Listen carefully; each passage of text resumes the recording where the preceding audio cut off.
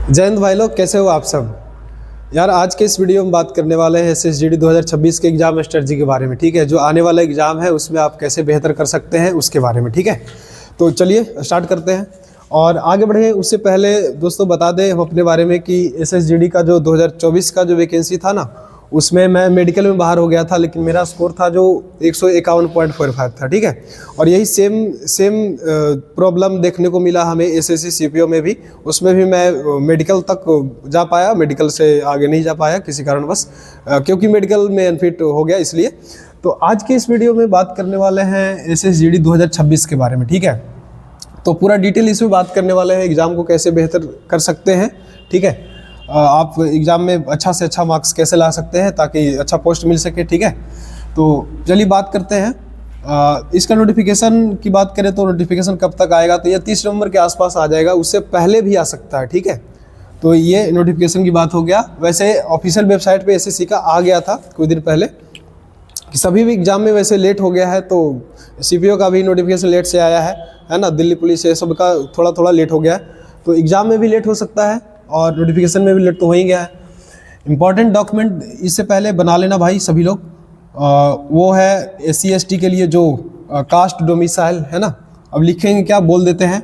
Important जो भी document है, नोटिफिकेशन का इंतजार मत करना, अभी से ही स्टार्ट कर दो बनाना। कास्ट डोमिसाइल OBC है ना, और जो भी जिस कैटेगरी में आते हो जो भी डॉक्यूमेंट है इंपॉर्टेंट बनवा लेना। और दूसरी बात कि भारत सरकार का रहना चाहिए, ऐसा नहीं कि आप बनवा लो बिहार सरकार का या फिर स्टेट गवर्नमेंट का और फिर वहाँ जाओ तो फिर प्रॉब्लम फेस करना पड़े उसके वजह से, खास करके है ना। तो ये चीज़ ध्यान रखिएगा कि इंपॉर्टेंट डॉक्यूमेंट जो भी है वो बनवा लें। पोस्ट इसमें जानते हैं कि भाई पोस्ट कौन कौन है ना, पोस्ट कौन कौन है जानते हो नहीं तो बता देते हैं। पहला CRPF, BSF, SSB, CISF, SSF, NIA कभी कभी आता है कभी नहीं आता है, लेकिन इस बार जो नया पोस्ट जुड़ने का चांस है, नया जो फोर्स का उसमें ऐड ऑन होना है वो है RPF का। RPF का भी वैकेंसी इसी में आने वाला है, तो अच्छी बात है कि एक ही एग्ज़ाम में दो भाई, RPF के लिए अलग एग्ज़ाम नहीं देना पड़ेगा। और उसमें लेकिन एक प्रॉब्लम है, जो भाई 170 जिसकी हाइट नहीं है उसको प्रॉब्लम फेस करना पड़ेगा, क्योंकि उसमें 170 हाइट कर दिया गया है। SSGD वाला अगर है उसमें तो 170 हाइट उसमें भी डिमांड करेगा, तो ये थोड़ा सा प्रॉब्लम वाली बात है। लेकिन इससे पहले RPF में आपका रेलवे कंडक्ट करवाती थी एग्ज़ाम, तो उसमें नहीं था ऐसा। ठीक है, जितना हाइट था उतना ही 167 या 65 के आसपास, 65 था शायद। तो एग्ज़ाम कब तक होने का चांस है भाई, तो एग्ज़ाम देखो, एग्ज़ाम का भी चिंता मत करना। एग्ज़ाम इसका 30 नहीं बल्कि मार्च के आसपास, मार्च लास्ट भी जा सकता है, मार्च फर्स्ट वीक से भी हो सकता है, मार्च लास्ट भी जा सकता है, क्योंकि सभी एग्ज़ाम में SSC का लेट हो गया है। तो इस बात को अगर सोचते हैं तो एग्ज़ाम में भी लेट हो सकता है। भर्ती प्रक्रिया इसका जो होगा वो 3 चरण में होता है। पहला लिखित एग्जामिनेशन, दूसरा PET PST और तीसरा मेडिकल। ठीक है, तो आज हम सिर्फ और सिर्फ एग्ज़ाम के बारे में बात करने वाले हैं, क्योंकि एग्ज़ाम ही है जो आपको इन सभी प्रक्रियाओं से गुजरने का रास्ता दिलाएगा। ये अगर एग्ज़ाम में अच्छा मार्क्स नहीं आया, अगर नहीं हो पाया रिजल्ट, तो यहाँ भी नहीं पहुँच पाएंगे ना वहाँ पहुँच पाएंगे। तो और उसमें भी अच्छा मार्क्स कैसे लाना, ठीक है, ताकि बढ़िया पोस्ट मिल सके। ठीक है, अब नोटिफिकेशन आएगा तो उसमें बता देंगे कि पोस्ट प्रेफरेंस कैसे कैसे भरना है। ठीक है, अभी सिर्फ एग्ज़ाम के बारे में बात करते हैं, क्योंकि अभी सबसे ज़्यादा ज़रूरी है एग्ज़ाम में अच्छा मार्क्स लाना। ठीक है, मॉक टेस्ट में अच्छा करोगे तभी एग्ज़ाम में अच्छा मार्क्स आएगा। ठीक है, चलिए तो अब जानते हैं एग्ज़ाम पैटर्न के बारे में और एग्ज़ाम के स्ट्रेटजी को कैसे बेहतर ढंग से और मॉक टेस्ट में कैसे बेहतर करेंगे, तभी तो एग्ज़ाम में होगा। तो आज 3 चीज़ के बारे में एग्ज़ाम के अलावा बात करने वाले। पहला सिलेबस कैसे कंप्लीट करना है, अगर कंप्लीट हो गया है तो उसके बाद क्या करना है। दूसरा मॉक टेस्ट के बारे में, और तीसरा मॉक टेस्ट को कैसे एनालाइज करें। ठीक है, ताकि वही आपको नंबर बढ़िया से बढ़िया करने में मदद कर सकता है। ठीक है, तो जानते हैं अगला स्टेप में एग्ज़ाम पैटर्न देख लेते हैं। एग्ज़ाम पैटर्न में क्या क्या होता है, कैसे कैसे पूछा जाता है, कौन कौन सब्जेक्ट रहता है, कितने नंबर का रहता है। तो एग्ज़ाम पैटर्न में सबसे पहले देखो भाई 80 क्वेश्चन रहता है और 160 नंबर का रहता है, और इसमें जो नेगेटिव मार्किंग रहता है 0.25 रहता है, यानी 4 नंबर में आपको 1 नंबर काटा जाएगा, 4 नंबर गलती होगा तो। और आगे की बात करेंगे तो मैथ 20 क्वेश्चन 40 नंबर का, रीजनिंग 20 क्वेश्चन 40 नंबर का, GK 20-40, इंग्लिश या हिंदी दोनों में से कोई एक चूज करना रहता है। अगर आपने हिंदी किया है तो आप हिंदी आएगा, अगर इंग्लिश क्या है तो इंग्लिश आएगा डेस्कटॉप पे, जो कंप्यूटर जो एग्ज़ाम दोगे ना उस पर।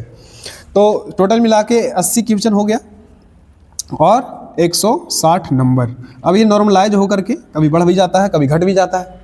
अगर आसान शिफ्ट होगा तो शायद घट भी सकता है कुछ नंबर, या फिर हार्ड शिफ्ट होगा तो बढ़ सकता है। हमारा जैसे टॉप 10 का हार्ड शिफ्ट था तो हमें नॉर्मलाइजेशन का जो फ़ायदा मिला था लगभग 10 से 12 नंबर का मिला था। ठीक है, तो ये है नॉर्मलाइजेशन का प्रक्रिया। दोस्तों एग्ज़ाम पैटर्न देख लेने के बाद अब सभी सब्जेक्ट में स्कोर कैसे करना है अच्छा, ठीक है, इसके बारे में जानते हैं। तो आपका 20-20 का चारों भाग में होता है ना, 20 मैथ, 20 हिंदी, 20 जीके, 20 रीजनिंग। अगर 20 में 20 रहेगा तभी अच्छा स्कोर का उम्मीद कर सकते हो, वरना ऐसे नहीं कर सकते हैं। ठीक है, मैथ में तो 20 में 20 होना ही चाहिए हर हाल में, रीजनिंग में भी 20 में 20 होना ही चाहिए हर हाल में। मेरा हालांकि 19 था, एक क्वेश्चन गलती हो गया था मिस्टेक से, मेरा 20 में 20 था मैथ में, रीजनिंग में 19 था, और हिंदी में भी 20 में 20 था, जीके में 12 सही था। ठीक है, तो आप इतना भी अगर कर लेते हैं, 3 सब्जेक्ट में 20-20 और एक सब्जेक्ट में अगर थोड़ा बहुत ऊपर नीचे हो जाए तो कोई दिक्कत नहीं है, फिर भी स्कोर अच्छा हो जाएगा। लेकिन सबसे बड़ा चैलेंज है हम लोग के पास में, मैथ में 20-20 कैसे लाएं। रीजनिंग में तो उम्मीद है कि हो जाता है, अगर लॉजिक ऊपर नीचे अगर नहीं हुआ, सब कुछ ठीक ठाक रहा तो 20 में 20 आ जाएगा।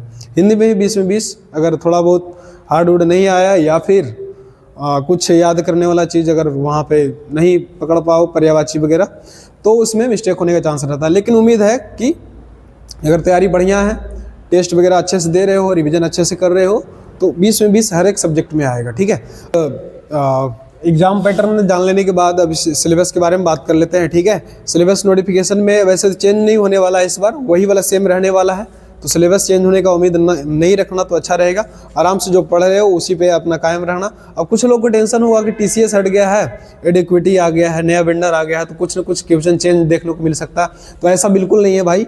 हमने दिया है, जब एडिक्विटी शुरू में आया था तो उस वक्त अटपटांग क्वेश्चन डाल रहा था, है ना, एआई से क्वेश्चन डाल रहा था, तो उसमें प्रॉब्लम क्या था कि क्वेश्चन पहली बात तो गलत आता था, दूसरा सिस्टम हैंग हो जाता था। ठीक है, तो इसके वजह से परेशानी हो रहा था। लेकिन अभी जो सुधार देखने को मिल रहा है, वो एग्ज़ाम जो दिया था सीजीएल का, उसमें भी देखे तो ऐसा कुछ क्वेश्चन नहीं देखने को मिला जो अलग थलग हो।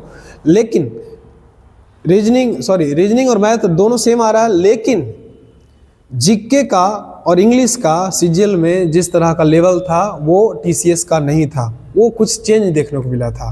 तो इससे थोड़ा जीके पर प्रभाव पड़ेगा कि भाई एडिक्विटी का जो जीके है वो थोड़ा सा अच्छे लेवल का हो सकता है देखने को मिले जीडी में। ठीक है, तो इसका उम्मीद अपना इसका तैयारी करके जाना। तो सिलेबस की बात करें तो सिलेबस उम्मीद है कि कंप्लीट हो गया होगा, क्योंकि अब 90 दिन बच रहा है टाइम, तो उम्मीद है कि हो गया होगा। और नहीं हुआ है तो भाई जल्दी जल्दी से करो और उसके बाद फिर सीधा टेस्ट देना शुरू करो। तो अब देखो सिलेबस की बात करें तो आप लोग टीचर से कोई ना कोई टीचर्स पढ़े होंगे, नोट्स भी बनाए होंगे, पीडीएफ या बुक भी सॉल्व किए होंगे, है ना, बुक भी होगा, पीडीएफ भी होगा, तो सॉल्व करते रहना है, रिवीजन करते रहना है। मैथ में स्पेशल बात करेंगे तो मैथ में आपके पास 2-3 मटेरियल तो होगा ही होगा। पहला टीचर का नोट्स होगा ही होगा, प्लस में पीडीएफ भी होगा और कोई ना कोई किताब भी होगा, ऐसा हम मान के चलते हैं, और ये होना ही होना। तो भाई इसको कुछ नहीं करना है, पहला तो नोट्स जितना ज़्यादा से ज़्यादा रिवीजन करो। ठीक है, जितना ज़्यादा से ज़्यादा रिवीजन करेगा उतना ही ज़्यादा कंसेप्ट क्लियर होगा, और जितना ज़्यादा कंसेप्ट क्लियर होगा आपका मैथ में स्पीड उतना ही बढ़ेगा। ठीक है, अब पीडीएफ भी आपने सॉल्व किया होगा, नहीं तो किताब होगा तो भी सॉल्व किया होगा। अब दोनों में से कोई एक ही चीज़ को सॉल्व करना, चाहे टीचर का पीडीएफ हो या फिर बुक हो, दोनों के चक्कर में मत पड़ना। चाहे बुक कर रहे हो तो पीडीएफ छोड़ देना, पीडीएफ कर रहे हो तो बुक छोड़ देना, चाहे जो भी बुक है। ठीक है, अगर दोनों करोगे तो फिर दिक्कत हो जाएगा। एक ही क्वेश्चन को 4-5 बार बना लेना अच्छा रहेगा, ना कि 4-5 क्वेश्चन को एक बार बनाना। समझ लिया बात को? तो यही बात है, और इसको ज़्यादा से ज़्यादा प्रैक्टिस पर ध्यान देना, कम टाइम में टाइमिंग लगा करके। अगर आपको लगता है कि बुक और पीडीएफ वगैरह सॉल्व कर लिए हैं तो सेक्शनल मॉक पे आ जाना। चैप्टर वाइज जो मॉक होता है ना टेक्स्ट बुक पर, या फिर जो भी प्लेटफॉर्म आपने अप्लाई यूज कर रहे हो, उन सभी का सेक्शनल या फिर चैप्टर वाइज या फिर 20-20 का जो सेट आता है उस पे उसको सॉल्व करना है। ठीक है, जो टेक्स्ट बुक पे या फिर किसी और प्लेटफॉर्म से अगर आप ले रखे हैं तो उसमें अगर सेक्शनल मॉक दिया हुआ है तो सेक्शनल मॉक को ट्राई करना, और नोट्स को हमेशा रिवीजन करते रहना। ठीक है, नोट्स को छोड़ना नहीं है। और रिवीजन भी कैसे करोगे, देखा पलटा जीके जैसा ऐसा नहीं, वो क्वेश्चन सॉल्व करो लिख करके, पेन पेपर का इस्तेमाल करना पड़ेगा, तभी जाकर कंसेप्ट अच्छे से क्लियर होगा। लगता है कि हाँ इस पे कॉन्फिडेंस पूरा बढ़िया से बन गया, ये भुलाएंगे नहीं या फिर कभी दिक्कत नहीं होने वाला, तब साथ छोड़ सकते हो। लेकिन अगर नहीं है तो भाई लिख लिख करके बढ़िया से सॉल्व करना, रिवीजन करना। एक दिन में 5 ही क्वेश्चन रिवीजन करना, लेकिन अच्छे से करना, है ना। 10 ही क्वेश्चन करना, लेकिन अच्छे से करना। तो ये है मैथ में अच्छा स्कोर करने का कारण, अच्छा स्कोर करने का वजह। हमारा भी सेम प्रोसेस था। रीजनिंग में भी सेम, नोट्स और plus revision plus mock sectional. इसमें कोई बुक वगैरह बनाने का प्रयास हमको मेरे हिसाब से नहीं लगता कि जो टीचर नोट्स पढ़ा दिए हैं आपके पास जो नोट्स है उसको रिवीजन करना है बढ़िया से, और साथ में उसका जो चैप्टर वाइज हो, या फिर अगर जो चैप्टर लगता है ज़्यादा वीक है उसको चैप्टर वाइज मॉक में सेक्शनल मॉक देना है। और अगर चैप्टर क्लियर है सब कुछ तो भाई सेक्शनल मॉक दो, सेक्शनल देना ही देना है हर दिन, डेली एक वो। और जीके अब बात करते हैं तो ये सेम प्रोसेस रीजनिंग वाला ही अपनाना है। नोट्स को रिवीजन करना है, प्लस में सेक्शनल मॉक देना है। सेक्शनल मतलब कि 20-20 का जो सेट आता है ना, उसको जो भी प्लेटफॉर्म से आप ले रखे हैं उसमें। हिंदी में भी सेम काम करना है आपको, नोट्स रिवीजन करना है, दूसरा मॉक प्लस सेक्शनल। और जो क्वेश्चन गलत होता है उसको अच्छे से मिलाओ, उसको अच्छे से सॉल्व करो, है ना, याद करो जो क्वेश्चन गलती होता है हिंदी में और जीके में। और बाकी इन सभी में प्रैक्टिस करो, ठीक है। अब चलते हैं, अब ये इतना बात बता देने के बाद उम्मीद है कि कुछ न कुछ आइडिया मिल गया होगा कि क्या करना है। यानी यहाँ से 2 बात सीखना है एग्ज़ाम सिलेबस के बारे में। सिलेबस के बारे में मैथ और रीजनिंग जीके चारों सब्जेक्ट को क्या करना है, तो पहले जो नोट्स बना है टीचर का, नोट्स रिवीजन करना है। दूसरा उसको प्रैक्टिस करना है, जो भी पीडीएफ या बुक लिए हो उसको प्रैक्टिस करना है, दोनों में से किसी एक को, और ज़्यादा से ज़्यादा बार, ठीक है। ऐसा नहीं कि 1 बार या 2 बार बना के छोड़ दिया, नहीं। और तीसरा काम जो करना है सेक्शनल मॉक देना है। अगर फुल मॉक दे रहे हो दिन में या फिर एक दिन में तो सेक्शनल भी दे लेना है, समझ लिया। इतना मेहनत करना पड़ेगा तब बेहतरीन मार्क्स आ सकता है, तो ये कर लेना। उसके बाद अब चलते हैं मॉक टेस्ट और उसको एनालिसिस कैसे करना, ठीक है दोस्तों। अब लास्ट चरण की ओर हम लोग हैं। मॉक टेस्ट अगर दे दिया है और तो उसको एनालाइज कैसे करना है, ठीक है। तो मॉक टेस्ट सबसे पहला जो काम करना है आप लोग को, वो 55 मिनट के टाइमिंग में ख़त्म करना है। 60 मिनट पूरा नहीं होने देना भाई, ठीक है। अभी से आदत डालो जिसको टाइम का दिक्कत है। और ये मैथ जो रीजनिंग में थोड़ा बहुत ज़्यादा टाइम लगा रहे हो तो उसको कंप्रोमाइज़ करके किसी तरह से कम टाइम में लगाओ, ज़्यादा से ज़्यादा प्रैक्टिस करोगे तभी वो कम होने वाला है। तो 55 मिनट तक कोशिश करना कि पेपर ख़त्म कर दे, ठीक है, उससे ज़्यादा नहीं लगने देना। दूसरा काम क्या करना है, क्वेश्चन को स्किप करने का तरीका आपको सीखना पड़ेगा कि अगर जो क्वेश्चन देर लगा रहा है, जिस क्वेश्चन में लॉजिक नहीं टाइम पे दिमाग में आ रहा है ना, या फिर कि गुना करने में फंस जा रहे हो, कभी कभी ऐसा होता है छोटा छोटा गुना में फंस जाता है आदमी, ठीक है।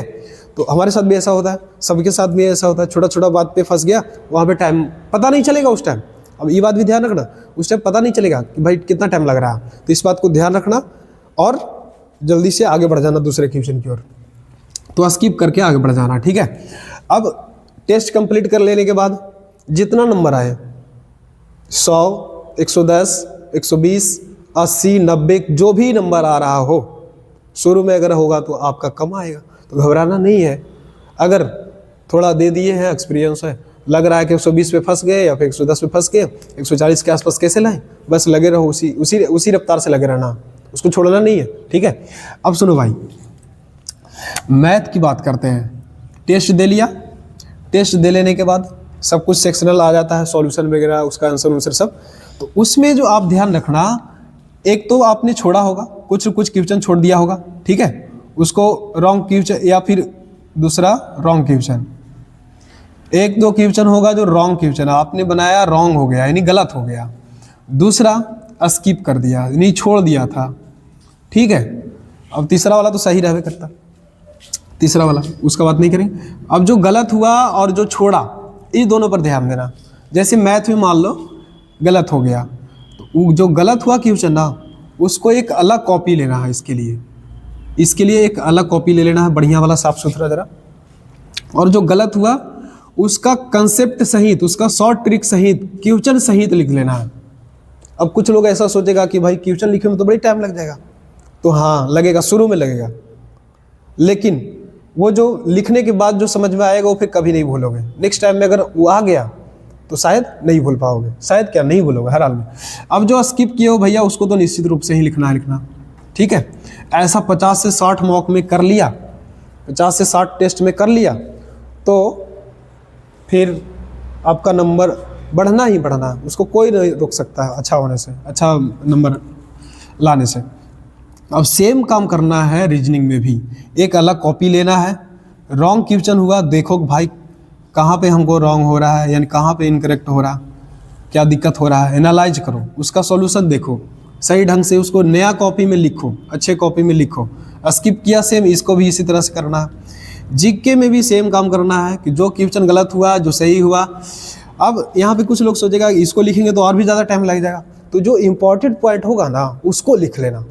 अब सब नहीं लिखने के लिए कह रहे हैं, अगर जैसे टेक्स्ट बुक में है कि बहुत सारा बात आ जाता है एक ही बार में, है ना, 10-20 लाइन का या फिर कहो तो 1-2 पेज का, तो उसमें जो इम्पोर्टेंट पॉइंट होगा कि लगता है ज़्यादा से ज़्यादा बार पूछा गया है, स्टैटिक जीके जब सबसे ज़्यादा पूछता है एसएससी, तो उसमें जो सबसे ज़्यादा फैक्चुअल रहता है तो फैक्चुअल लिख लो, है ना, डेट लिख लो, जो ईस्वी वाला रहता है उसको लिख लो, ईयर लिख लो।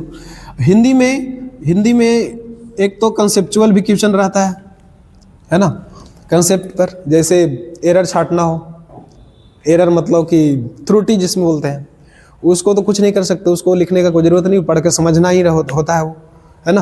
अब दिक्कत क्या होगा, मुहावरा में दिक्कत होगा, पर्यायवाची में दिक्कत होगा, विलोम शब्द में दिक्कत होगा।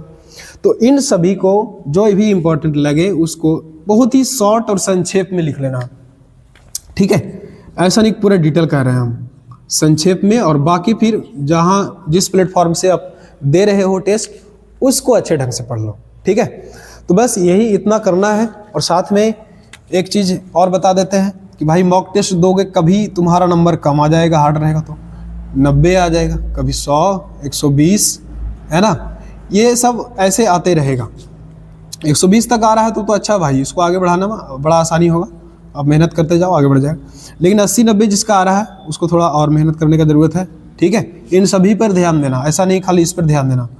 टेंशन में हो जाता है दिमाग कभी कभी, कम नंबर आता है तो, लेकिन टेंशन पर ध्यान मत देना, वो इस पर ध्यान देना कि कहाँ पे नंबर हमको घट रहा है, कहाँ पे छूट रहा है, कौन कौन क्वेश्चन छूट रहा है, ठीक है।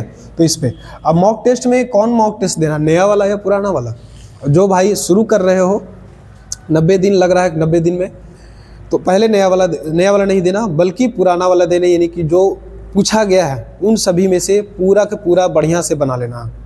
अब कहोगे कि भाई 2021 से लेकर के 2025 तक में तो 4 साल का तो बहुत सारा शिफ्ट हो जाएगा, उसको क्या करेंगे। तो उसमें जो इम्पोर्टेंट लगेगा, पहले 2025 का ख़त्म करना, 2025 का ख़त्म हो गया तो 2024 का ख़त्म करना, 24 का हो गया 23 का ख़त्म करना, ऐसे करके, यानी ऊपर से नीचे की ओर चलना है, नया से पुराना की ओर, ऐसा। और साथ में एक और चीज़ बता देते हैं, SSGD के GD तक सीमित मत रखना अपने आप को। MTS का भी क्वेश्चन मिले तो सॉल्व करना है टेस्ट के रूप में। और दूसरा, मैथ में खास करके बात कर रहे हैं, रीजनिंग तो सब लगभग वही रहता है। दूसरा, दिल्ली पुलिस का, ठीक है, ये भी कांस्टेबल लेवल का एग्जाम होता है, यानी कि जे भी कांस्टेबल लेवल का है, जो भी है उन सभी को सॉल्व कर लेना, ठीक है। तो अच्छा मार्क्स आएगा ही आएगा, इसमें कोई दो राय नहीं। अब साथ में टेंशन वगैरह ज़्यादा नहीं लेना है, पढ़ते जाना है, ठीक है। गुस्सा, फ्रस्ट्रेशन ये सब होगा, कभी नंबर कम आएगा तो लग रहा है कि कुछ होगा या नहीं होगा, लेकिन फिर भी अपने आप को उसमें पेशेंस रखना है कि भाई अच्छा से अच्छा कैसे करें, ठीक है। धन्यवाद। जो भी कुछ छूटा कमेंट कर देना, जो भी प्रॉब्लम हो कमेंट कर देना, और चैनल को सब्सक्राइब कर देना, लाइक कर देना, शेयर भी कर देना, ठीक है। अगला वीडियो में हम मैथ का वीडियो इसमें डालने वाले हैं और मैराथन के रूप में, ठीक है। और नोटिफिकेशन आएगा तो नोटिफिकेशन के बारे में, ठीक है। धन्यवाद, जय हिंद, वंदे मातरम। चलो।